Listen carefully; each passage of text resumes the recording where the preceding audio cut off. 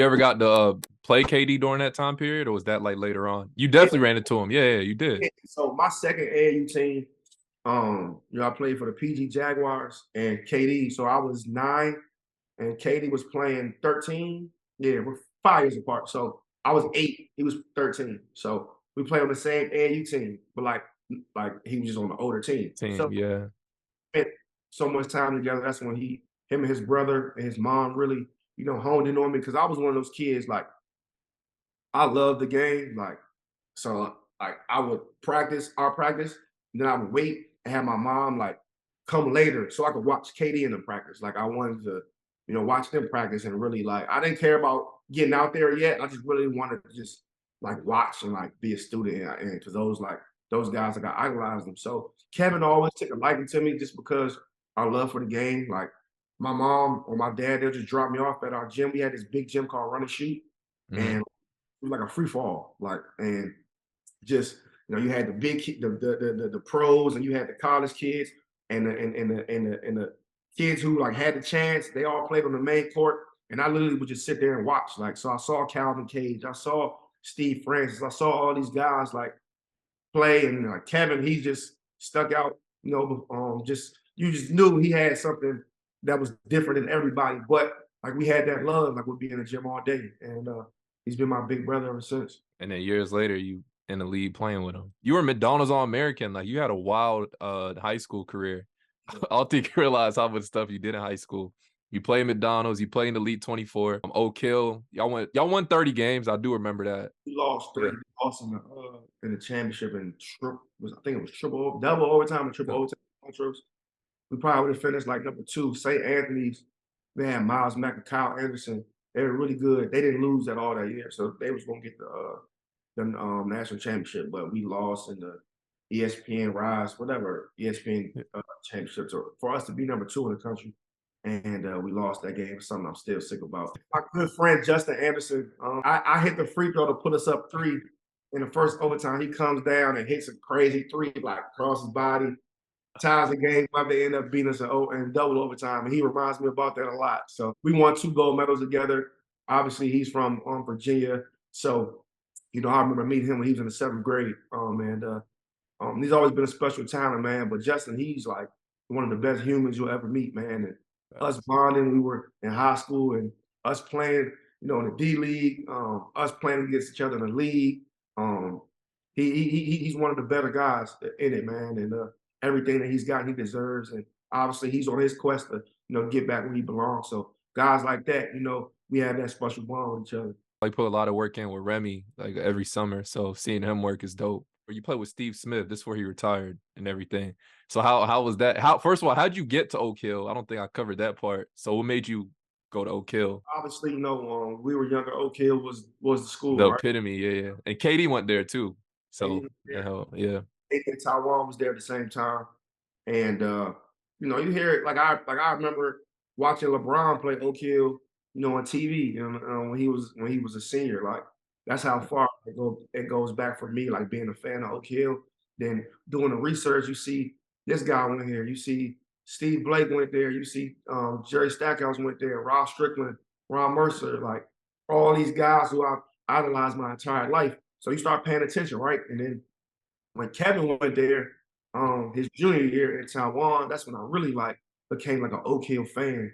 And then the next year, Nolan Smith and Mike Beasley went there. So Mhm. I going up there with them. I remember I rode with them to drop them off, and you just see all the history. Coach Smith was real nice. He was real cool. Um, you just see all the history. I'm like, man, it's the same guy. I've been watching on TV my whole life. It's crazy. Blah blah blah. So when Nolan was up there, he did 2 years. I would go a lot. Like his mom and my dad, my mom, his mom, they understood like how much of a basketball fan like I was. So anytime his mom would go pick Nolan up, she'll let me ride, and I would like spend the night like on their couch, and like Brandon Jennings went there, Nolan's last year. So Yeah. I got to meet Brandon Jennings. You know how crazy and famous he was in high school. So like But it was a dream come true. But like I said, when I went down there for Nolan's graduation, and my dad drove. Told my dad, I was like, man, I'm gonna be good enough to go to Oak Hill one day. So had a good freshman year, had a good sophomore year, and I had a big sophomore year AAU-wise. And I think Momo Jones was the point guard at Oak Hill, and he was leaving. So Coach, Smith tried to get me my junior year, but I felt like I wanted to finish, with Victor and Jaron at DeMatha, and I really wanted to, make a statement in the city. I didn't want to do 2 years in the city and leave. Kind of wanted to make my, statement here in the city, and then end up having a really good junior year. We won both championships. We finished top 3 in the country, and I won Player of the Year here. First time, a junior has won it in 30 years. Was Yeah. not WCAC, but All Met Player of the Year. And we had like Kendall Marshall, Victor, Josh Harrison with the Duke with me. Tyler Thornton with the Duke. Markel Starks, one of the best scorers ever Mm. here. So I won it over those guys. I just like needed a new challenge, really. Like, I was getting in trouble here, and not like street stuff, but like Like just like normal shit. teenager stuff. Yeah. My mom and my high school coach Mike Jones just felt I needed a new challenge, man, and so we called Coach Smith, and he signed off on it, and we got it done. Take me through that McDonald's game. You had it was you, Bradley Beal, AD, Jeff Teague brother, what's his name, Marquise Teague or something like that.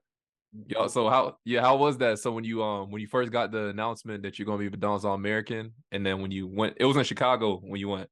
That was the first year they brought it back to Chicago. Yeah.